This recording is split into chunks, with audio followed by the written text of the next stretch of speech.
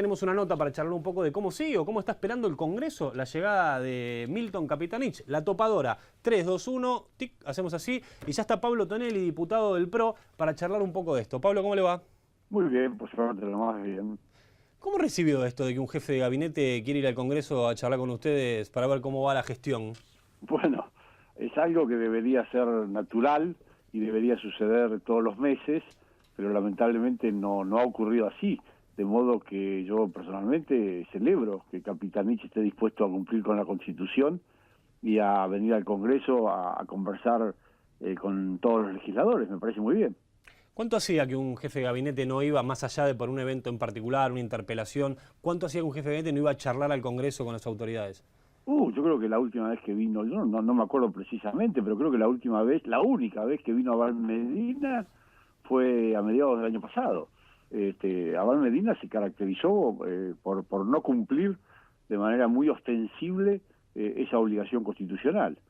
Pero bueno, puede ser que ahora el nuevo jefe de gabinete sí la cumpla, en cuyo caso todos estaremos contentos. ¿Me ayuda a entender algo? La gente que lee los diarios, que mira los noticieros, que nos mira a nosotros, hace 3 semanas que le vimos hablando del Código Civil, va a salir, se aprueba, se impulsa, se discute, y ahora viene Capitanich con su traje muy tranquilo, en conferencia de prensa dice, no muchachos, hasta el año que viene no hay Código Civil. ¿No es medio raro todo esto? Sí, es un poco raro, pero aún siendo raro no deja de ser sensato lo de Capitanich. Es decir, nosotros hacía ya 1 año y medio que estábamos en el Congreso trabajando sobre el nuevo Código Civil. En marzo de este año habíamos tenido la última reunión de la bicameral. A partir de allí, por decisión del oficialismo, ese proceso de análisis del nuevo Código Civil había entrado en una suerte de letargo, de siesta. De repente, hace 10 días, al oficialismo le agarró el apuro. El jueves de la semana pasada nos presentaron un predictamen. El lunes lo empezamos a conversar y el miércoles firmaron el dictamen. Y encima, ese dictamen que firmaron el miércoles modifica en muchos aspectos y de manera sustancial el predictamen que habían presentado el jueves. Para que la gente entienda, un dictamen es un papel o un documento interno del Congreso que habilita que se trate inmediatamente en el recinto. Exactamente. O sea, estaban a punto de tratar el código. Exactamente. De hecho, todo indica que el Senado efectivamente lo va a tratar el miércoles de la semana que viene. Ahora, la intención hasta ayer o hasta esta mañana, cuando Capitanich dijo lo contrario, la intención del oficialismo era que el miércoles 27 lo tratara el Senado y el miércoles siguiente, o sea, el 4 de diciembre, la Cámara de Diputados. Con un apuro que realmente no se justifica y no se entiende. Sobre todo que el Código todavía, en 3 o 4 temas claves, genera o suscita enormes controversias y enormes diferencias. De modo que el hecho de que el oficialismo haya decidido postergar por lo menos la sanción definitiva en la Cámara de Diputados hasta las sesiones ordinarias del año que viene, nos abre una pequeña esperanza en el sentido de que durante estos meses podamos discutir más serena y más profundamente las modificaciones a algunos artículos clave, que no son muchos, estamos hablando de 20 o 30 artículos. ¿Cuáles serían los artículos clave que hay que modificar a su entender? Los 5 más importantes. Y los más importantes son los 3 referidos a responsabilidad del Estado. Bien. Eso quiere decir que ante un problema civil en cualquier lugar de la ciudad el Estado no se hace responsable, o es mucho más complicado denunciar al Estado. Exactamente, eso es lo que propone el oficialismo. Bien. Hay otros 2 artículos referidos a las obligaciones en moneda extranjera, que nos parece que van muy a contramano de lo que la Argentina necesita en este momento. Y después hay otros 4 o 5 artículos preocupantes referidos al concepto de propiedad privada y a la relación entre los derechos individuales y los derechos colectivos. Esto está previsto en el Código de una manera muy vaga, muy ambigua, que nos genera dudas, nos preocupa, y bueno, es uno de los tantos temas que quisiéramos revisar.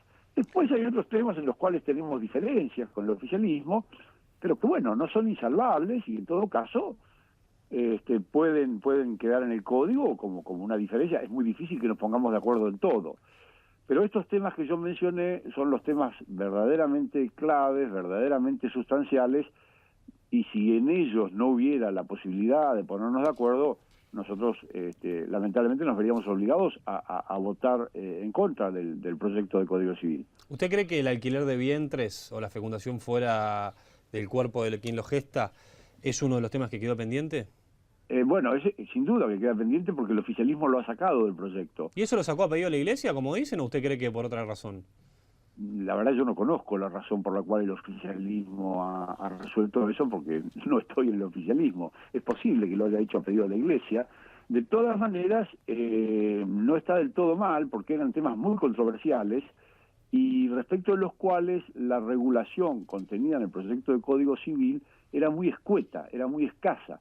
Nosotros veníamos pidiendo y planteando o que ampliáramos sustancialmente la regulación, incluyendo muchos aspectos que no estaban tratados, como por ejemplo, para dar uno, el tema de la protección de los embriones, o que si no era posible ampliar las previsiones del código de manera de incluir esos temas, entonces lo sacáramos del código y lo dividiéramos a una ley especial. De modo que en lo que a estos temas se refiere, no vemos mal que el oficialismo los haya sacado del código y los deje aparte para que los tratemos de manera especial, de manera concreta y con todo el debate que ello requiere en otra oportunidad. Pablo, yo sé que no es técnicamente su fuero, que no va a pasar por el Congreso y que depende de la ciudad, pero usted es diputado, es del PRO y nos puede ayudar a entender.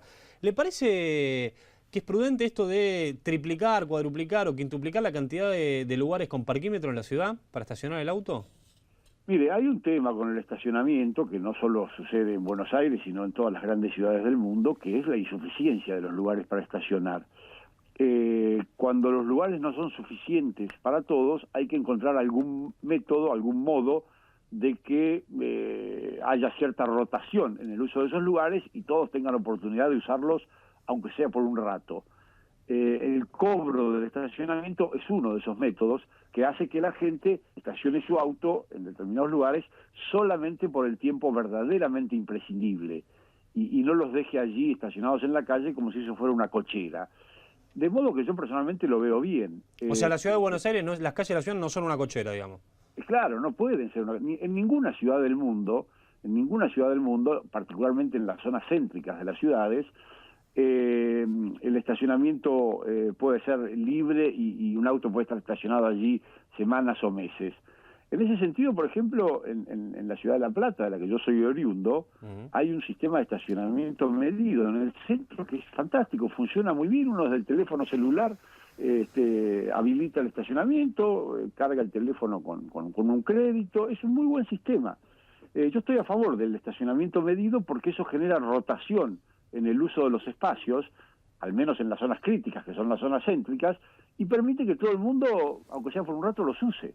¿Y usted confirma esto de que va a costar 6 pesos más o menos la hora en la ciudad? No, los detalles no los conozco porque la verdad que yo no estoy en la gestión del gobierno de la ciudad. Claro. Me entero de las cosas, las converso, pero los detalles los resuelven los funcionarios de la ciudad, y la verdad que yo de esto no he participado, no estoy al tanto. Es decir, coincido con el criterio de establecer estacionamiento medido en las zonas más conflictivas de la ciudad. Ahora, los detalles de su implementación o puesta en práctica están a cargo de los funcionarios de la ciudad y la verdad que hasta el momento no conozco los detalles. Se supone que el PRO necesita construir un candidato a presidente. Ya Mauricio Macri dijo que se lanzó. Digo, yo quiero ser presidente y voy a ser presidente. Se supone que también no tienen un gran armado territorial en la provincia de Buenos Aires y esta elección al menos la ganó el territorio, la ganaron los intendentes que se fueron con masa. ¿Cómo van a hacer para empezar a tejer política en el conurbano, en la provincia de Buenos Aires?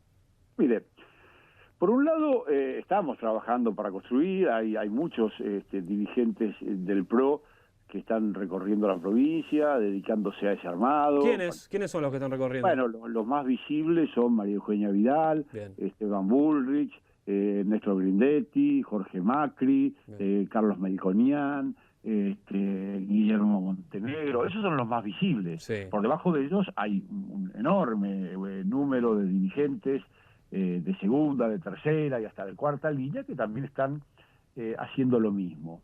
Pero además, yo personalmente confío mucho en algo que yo he visto en la política, cómo funciona, y que es la capacidad de acumulación que generan los liderazgos. Es decir, Yo estoy seguro que en la medida que avance el proceso electoral que va a concluir en 2015 con la elección de un nuevo presidente, y en la medida que Mauricio fortalezca su candidatura y empiece a aparecer ante la opinión pública como un dirigente con posibilidades de ser presidente, eso genera una especie de fuerza centrípeta que hace que la gente se acerque, se ofrezca a participar, se involucre y aparezcan naturalmente los liderazgos y las representaciones que vamos a necesitar para concretar un buen gobierno en 2015. Le hago la última pregunta. El otro día lo hablaba con Guillermo Montenegro, un poco en serio, un poco en chiste. ¿Están pensando en algún candidato conocido que mida bien, sin importar a qué se dedica? ¿Un piñón fijo, por ejemplo? Mire, a veces esos candidatos vienen bien, sobre todo cuando demuestran ser buenos políticos, como ha pasado, por ejemplo, con el caso de Miguel del Cel. Miguel del Cel fue un candidato, o es un candidato, que vino de un mundo distinto de la política, vino del mundo artístico, y ya en 2 elecciones demostró ser un formidable candidato, ser un candidato que entiende lo que la política implica y los problemas que la política tiene que resolver, y le ha hecho un gran bien al PRO. O sea, si mide bien, ayuda y piensa igual que ustedes, puede ser candidato. Por supuesto, claro. Es decir, nosotros además siempre desde que nació el PRO nos la hemos pasado convocando a la gente decente, a la gente de buena voluntad y a la gente bien intencionada a que se sume, y a nadie le hemos preguntado si tenía experiencia previa o no, si había actuado en otro partido o no. Lo que necesitamos es que se sume gente que tenga buenas intenciones y que sea decente. O sea que piñón fijo puede ser candidato, estoy obsesionado con eso. ¿Lo llevamos? Yo no lo conozco mucho a piñón fijo, sería cuestión de tener una charla, pero a lo mejor si coincidimos, como no. De todas maneras, piñón fijo creo que es cordobés, y nosotros en Córdoba ya tenemos un excelente candidato que es Baldassi, la coneja Baldassi. Así que en todo caso tendrán que ir a una interna con piñón fijo a ver quién gana. Gracias, Tonelli. No, gracias a ustedes y que sigan muy bien.